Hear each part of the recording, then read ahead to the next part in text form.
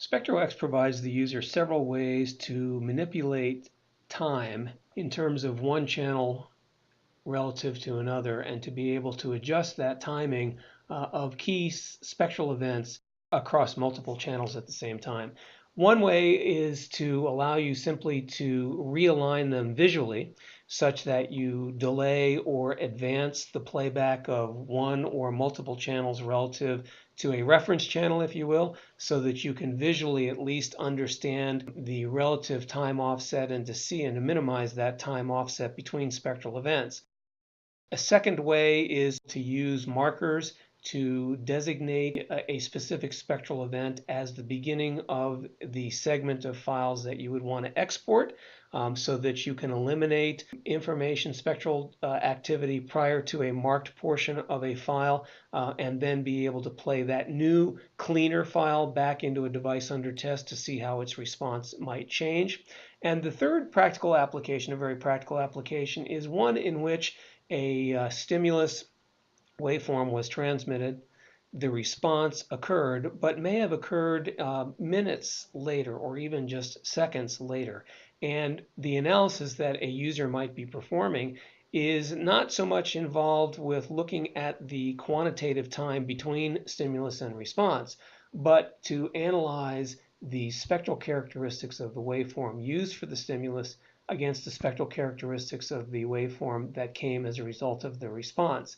In that situation, you would like to, from a visual and an analytical perspective, eliminate the time gap as you're viewing it in Spectro-X, so that you can simply see exactly when you want to both the stimulus and response at the same time.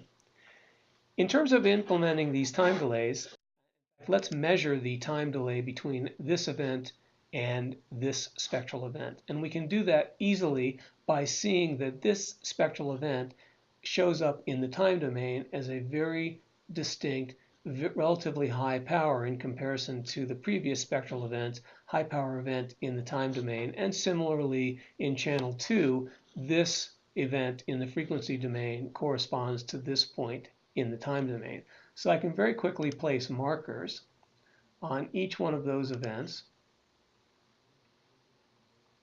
Note the time difference by doing marker math as 109 microseconds, and then implementing a delay of channel 2 by that much, of 109 microseconds. And since I want to shift its display visually earlier in time, it would be minus 109 microseconds. And I can type in either a U or select from the menu microseconds. Click Apply, hit OK, and then begin playing the file again. Let's jump through it here quickly until we get to that point. And when we do, we'll get close, we'll slow it down a little bit and begin to see the results. And in fact, now we can see that they're nearly, if not precisely, aligned. Now the markers indicate the actual time in the file. Remember, this is just a visual skewing of one file relative to another. So if we look at the markers, their values have not changed. But visually now, if that time difference had been, instead of 100 microseconds, several seconds or several minutes, now we've been able to visually align the two, the stimulus and the response, relative to one another. We can go ahead and zoom in on that particular characteristic or that particular event, and they're still now very nicely, precisely aligned to one another, and we can go ahead and view them and do whatever analysis that we want.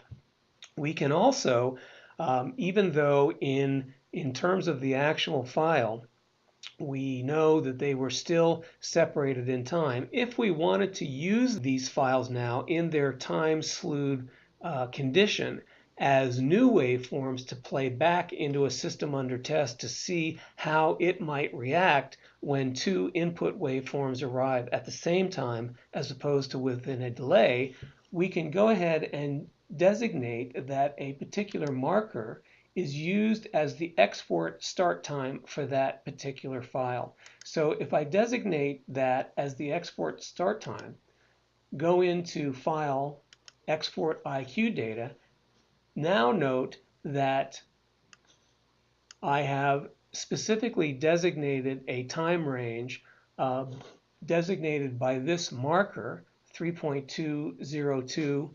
3.20177 milliseconds, as the start of its export time. Similarly, I can go ahead and place a marker, which I've already done, marker 2, at this point in time, and designate it as the start export time for channel 2. Now, when I export these two files, then the new files will start at this point, the second file will start at this point, and I could go ahead and play them back through a vector signal generator and be able to understand how the device or the system under test might respond now to time-shifted versions of waveforms that previously had delays that we had seen and measured in Spectro-X.